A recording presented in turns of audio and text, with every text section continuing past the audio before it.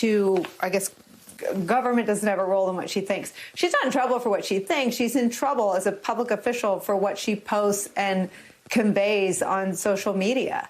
Talk about what, if anything, can be done by Kevin McCarthy with the extremists in his own ranks on the day that Homeland Security issued a domestic terrorism alert about violent domestic extremists. Yeah, Nicole, that's exactly right. This isn't thought police. This is action police. I mean, we're only 2-3 weeks past a police officer getting executed by followers of Marjorie Taylor Greene and Q and the former president of the United States. So, look, I think it's important, a quick trigger warning here for viewers, but I do think it's important to understand exactly what she was saying on Facebook. She accused former Senator and Secretary Hillary Clinton and Huma Abedin of skinning the face of children and wearing the skin as a mask. It's called frazzle drip. She said that Hillary Clinton and Nancy Pelosi were working together to plan school shootings. Anytime the momentum for gun control started to wane, she said that Las Vegas was a false flag. She harangued David Hogg, the Parkland survivor and March for Our Life leader, when he was a high school student a few months after his classmates died on the street corner, shouted him down, calling him Little Hitler. And this is a person that is deeply deranged, is a deep moral rot. And what has Kevin McCarthy done? He gave that quote to Axios about how he's having a talking to. Well, what are his actions? He put her on the education committee. This woman says that school shootings are a false flag that the Speaker of the House is organizing, and she's on the education committee in the House of Representatives. So look, there are things that he can do. He doesn't have to give her committee assignments. They can try to campaign against her. Matt Gaetz is in Wyoming right now campaigning against Liz Cheney because she's anti-coup. There's nobody in – Kevin McCarthy isn't sending anybody to Marjorie Taylor Greene's district. So yeah, there's stuff that he can do, and I don't think that people should be satisfied that just having a talking to. I think it's important that Democrats really raise the profile of this and don't let it just kind of, fall by the wayside, because we saw the repercussions of a person like this in power on January 6th. You just said something really important I want to follow up on. I think AOC is a star, but there are a lot of Republicans who feel like her worldview doesn't represent their worldviews, and right-wing media vilified her and smeared the entire Democratic Party, including Joe Biden, with her worldview, her policy views. They are very good at taking what they perceive to be the most sort of ideologically extreme person of a caucus and smearing every member with them.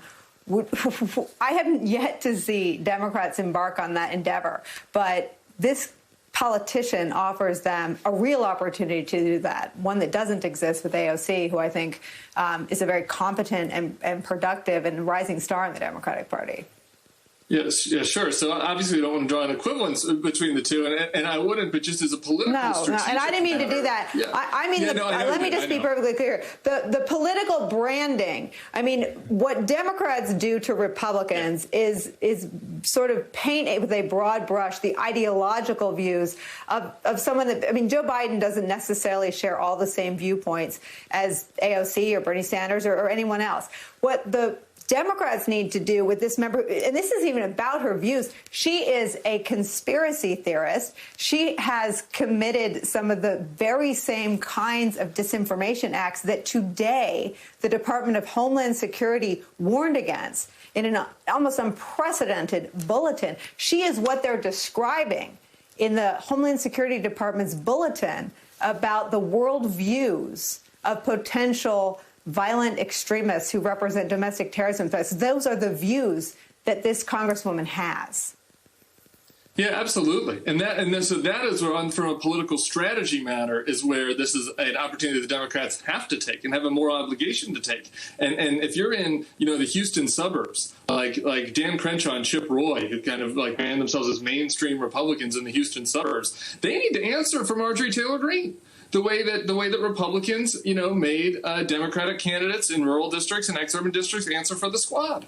Absolutely, they need to be forced to answer for that. Because why, should Dan Crenshaw and Chip Roy and other members, Kevin McCarthy, you can go down the list, be able to get away with being in a in a caucus and being on the same side and being aligned with a woman that is calling for executions of political leaders. Like, they need to speak out for it, or they need to own it. And I think that should be an important part of the Democratic strategy going forward. Obviously, the White House has a lot of other stuff on their plate, but the Democratic Campaign Committee should absolutely be focused on that. And Jason, I never want to put more work on the party that is actually interested in governing and interested in protecting the country and interested in passing COVID relief, but there's nobody left. I mean, I think what is revealed by the Senate vote this week with 45 Republicans voting not to even hold a trial for the president who incited the insurrection, that had all of them hiding in their own offices with furniture pushed up against the doors. I mean, what were they hiding for if Donald Trump hadn't incited a violent insurrection that they were scared about? Why weren't they roaming the halls? If they weren't afraid, why were they in their offices with furniture pushed up against the door? And my only point about the opportunity Democrats have is today, this bulletin describes the threat. They describe the worldview of the people who right now and through the end of April, and the views of the Department of Homeland Security, the worldview is the same worldview as the views publicly espoused by the QAnon member of Congress. And Nicole, this is the thing. This is just like Steve King. If that community, if Rome and Dalton, Georgia, want this crazed conspiracy theorist to represent them, that's their right. But the Republican Party doesn't have to support her. They don't have to put her on committees. They can take money away from her. They can criticize her. But they're not, because, as I've said, they've basically become the Sinn Féin to the IRA of the MAGA groups. They're the ANC to the tip of the nation, right? That is what they do. They know that they have a violent terrorist organization that is supported by their ideology, and they try and pretend it's not the case. So the Democrats, and this is a job for Jamie Harrison, the Democrats have to tie not just every single person in this party to these issues, but show people what the dramatic and negative consequences are, right? We lost days of Congress where they could have been working. Unfortunately, the way Democrats tend to respond to Republicans is like, Republicans do something bad and they put a negative rating on Yelp, right? When Republicans don't like a Democrat, they march outside the restaurant for 3 weeks until the place shuts down. Like, that's the difference. And the Democrats need to engage in that kind of behavior. And I hope they remember this, because we were both talking about AOC.